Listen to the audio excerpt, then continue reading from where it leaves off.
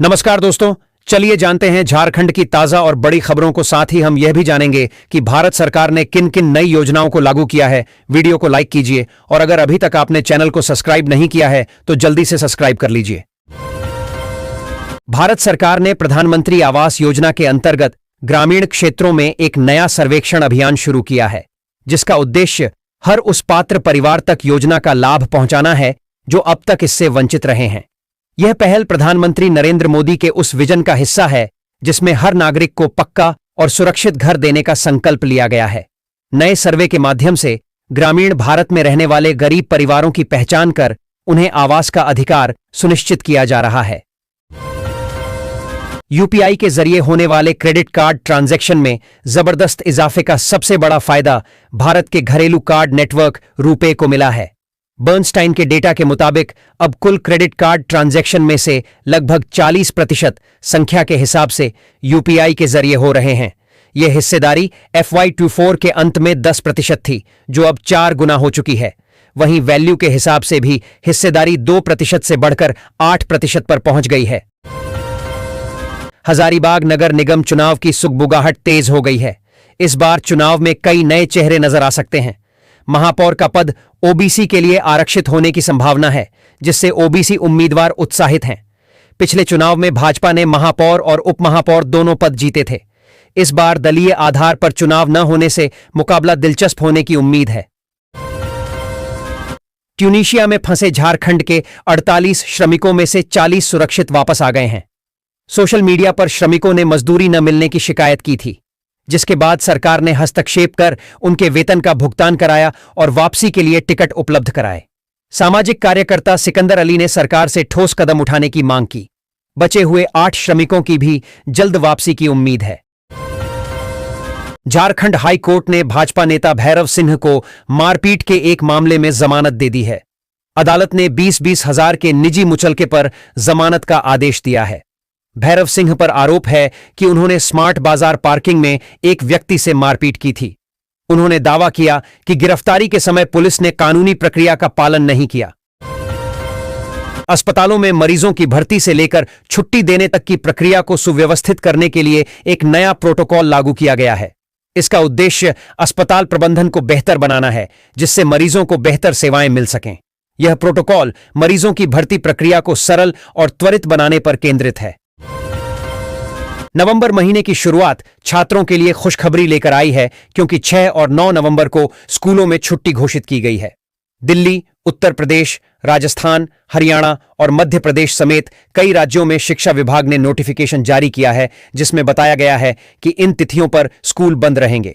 दरअसल इन दिनों में त्योहारों और स्थानीय आयोजनों के कारण स्कूलों में अवकाश रखा गया है, ताकि बच्चे और शिक्षक दोनों ही अपने परिवारों के साथ समय बिता सकें। कुछ राज्यों में यह छुट्टी दीपावली की तैयारियों और छठ पूजा के चलते भी दी गई है। इस तरह नवंबर के पहले सप्ताह में बच्चों को लगातार आराम के दिन मिलने वाले हैं। सहारा इंडिया में लाखों निवेशकों का पैसा फंसा हुआ था। माननीय सर्वोच्च न्यायालय के निर्देश पर सरकार ने CRCS सहारा रिफंड पोर्टल लॉन्च किया है। इसके माध्यम से निवेशकों को उनका पैसा वापस किया जा रहा है। पहले चरण में छोटी जमा राशि वाले निवेशकों को 10,000 रुपए तक का भुगतान किया गया, जिसे अब 50,000 रुपए तक बढ़ाया गया है। यह उन लोगों के लिए एक बड़ी राहत है जिन्होंने अपनी गाढ़ी कमाई निवेश की थी। 60 वर्ष या उससे अधिक आयु के पात्र वरिष्ठ नागरिकों को हर महीने 3,000 रुपए की निश्चित राशि पेंशन के रूप में दी जाती है। यह राशि उनके बैंक खाते में सीधे जमा की जाती है।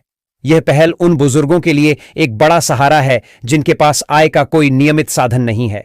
यह उन्हें आत्मनिर्भर बनाने और जीवन के इस चरण में गरिमापूर्ण जीवन जीने में मदद करती है। बेरोजगारी भत्ता योजना शिक्षित बेरोजगार युवाओं के लिए एक महत्वपूर्ण सरकारी पहल है। इसके तहत उन्हें प्रतिमाह लगभग 2,500 रुपये की आर्थिक सहायता दी जाती है। यह राशि युवाओं को अपनी जरूरी जरूरतों को पूरा करने और नौकरी की तलाश जारी रखने में मदद करती है। इस योजना का मुख्य उद्देश्य युवाओं को आत्मनिर्भर बनाना और उनके आत्मविश्वास को बढ़ाना है। रांची परिवहन विभाग 19,000 वाहन मालिकों को नोटिस भेजने की तैयारी में है, जिन पर लाखों रुपये का टैक्स बकाया है। कई नोटिसों के बावजूद टैक्स जमा न करने पर विभाग सख्त कार्रवाई करेगा। जिसमें वाहनों को जब्त करना और कानूनी कार्यवाही करना शामिल है। शहर में टैक्स डिफॉल्टरों को पकड़ने के लिए जांच अभियान भी तेज कर दिया गया है। गढ़वा शहर में 12 करोड़ रुपए की लागत से 3 मंजिला नगर परिषद भवन का निर्माण होगा। इसके अतिरिक्त शहर के कचरा तालाब का भी जीर्णोद्धार किया जाएगा। नए भवन में आधुनिक सुविधाएं होंगी, जिससे परिषद के कामकाज में सुधार होगा। कचरा तालाब के जीर्णोद्धार से शहर की स्वच्छता में सुधार होगा और यह आकर्षण का केंद्र बनेगा। झारखंड के डीजीपी अनुराग गुप्ता का वीआरएस आवेदन सरकार ने मंजूर कर लिया है। आईपीएस अधिकारी तदाशा मिश्रा को राज्य का नया प्रभारी डीजीपी नियुक्त किया गया है। वह 1994 बैच की आईपीएस अधिकारी हैं। मिश्रा अगले आदेश तक डीजीपी का पद संभालेंगी। झारखंड सरकार ने न्यूनतम मजदूरी में 7.25% वीडीए की वृद्धि की है। श्रम विभाग ने इस संबंध में नोटिफिकेशन जारी कर दिया है, जिससे राज्य के लाखों श्रमिकों को फायदा होगा। इस फैसले से श्रमिकों की आर्थिक स्थिति में सुधार आएगा और उन्हें महंगाई से राहत मिलेगी। श्रमिक संगठनों ने सरकार के इस कदम की सराहना की है। घाटशिला उपचुनाव में भाजपा की जीत सुनिश्चित करने के लिए 5 पूर्व मुख्यमंत्री प्रचार कर रहे हैं। बाबूलाल मरांडी लगातार प्रचार में जुटे हैं, वहीं रघुवर दास रोड शो कर रहे हैं। अर्जुन मुंडा, मधु कोड़ा और चंपाई सोरेन भी मतदाताओं से संपर्क साध रहे हैं। ओडिशा के मुख्यमंत्री और उप मुख्यमंत्री भी प्रचार में शामिल हुए हैं। झारखंड स्वास्थ्य विभाग ने 1984 बैच के चिकित्सा पदाधिकारियों की औपबंधिक वरीयता सूची जारी की है। सभी संबंधित अधिकारियों को सूची का ध्यानपूर्वक अवलोकन करने और त्रुटि होने पर सूचित करने का निर्देश दिया गया है। त्रुटियों को सुधारने के लिए एक समय सीमा दी गई है, जिसके बाद अंतिम सूची जारी की जाएगी। रांची हाई कोर्ट में महिला सुपरवाइजरों की नियुक्ति से जुड़ी याचिका पर सुनवाई पूरी हो गई है और अदालत ने फैसला सुरक्षित रख लिया है। अदालत यह तय करेगी कि क्या यह पद केवल महिलाओं के लिए आरक्षित किया जा सकता है। राज्य सरकार का कहना है कि यह पद मातृ शिशु कल्याण से जुड़ा है, इसलिए महिलाओं के लिए ही होना चाहिए, जबकि याचिकाकर्ताओं का तर्क है कि 100% आरक्षण नहीं दिया जा सकता। बोकारो में मतदाता सूची के सत्यापन का अभियान तेजी से चल रहा है।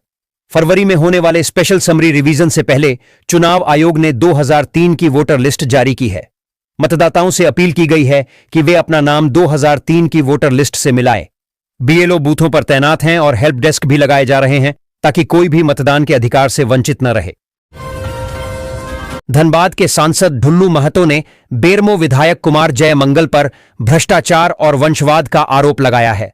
सांसद ने कहा कि विधायक अपने परिवार के सदस्यों को सरकारी पदों पर नियुक्त करा रहे हैं और सरकारी योजनाओं में अनियमितता बरत रहे हैं।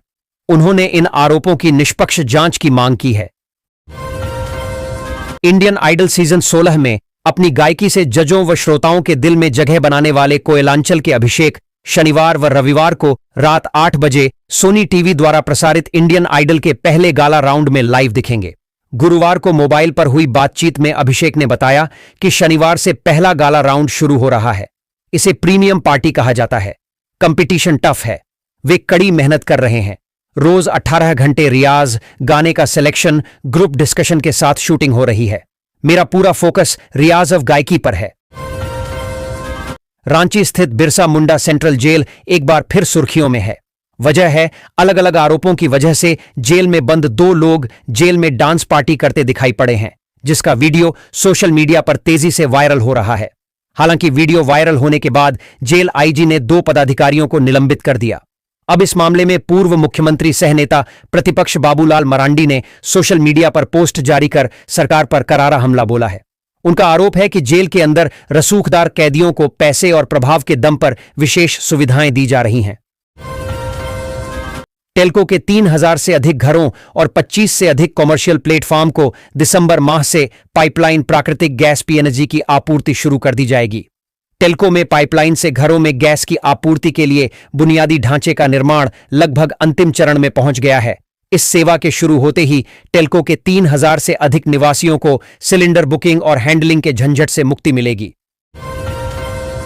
जिला क्रिकेट लीग 2025 में गुरुवार को खेले गए 3 अलग अलग मैच में DCA red, county cricket club of Aryan cricket club ने अपने अपने मैच में जीत दर्ज की।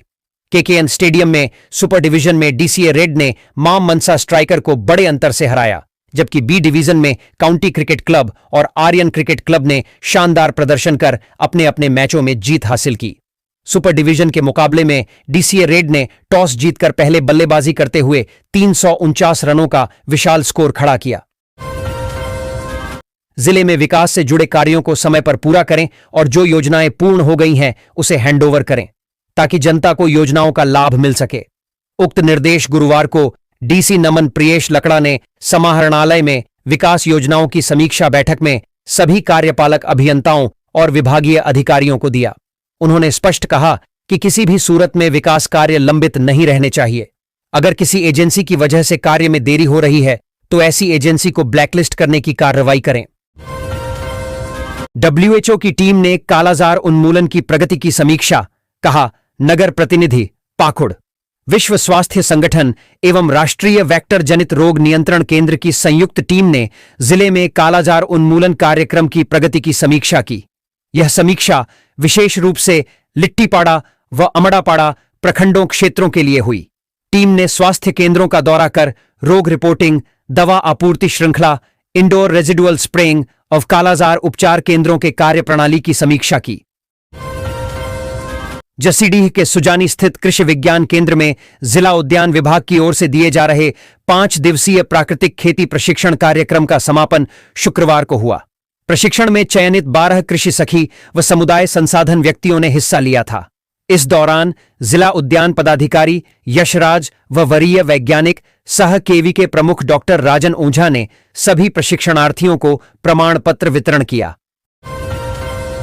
लोकसभा में नेता प्रतिपक्ष राहुल गांधी का शुक्रवार को बाबा बैद्यनाथ धाम की पावन धरती पर आगमन हुआ। देवघर जिला कांग्रेस कमेटी और झारखंड प्रदेश कांग्रेस कमेटी की ओर से उनका स्वागत व अभिनंदन किया गया। राहुल गांधी के लिए जिला कांग्रेस कमेटी ने बाबा बैद्यनाथ मंदिर में पूजा अर्चना की और उन्हें संविधान की प्रति बाबा बैद्यनाथ का चढ़ा हुआ अंगवस्त्र और प्रसाद भेंट किया।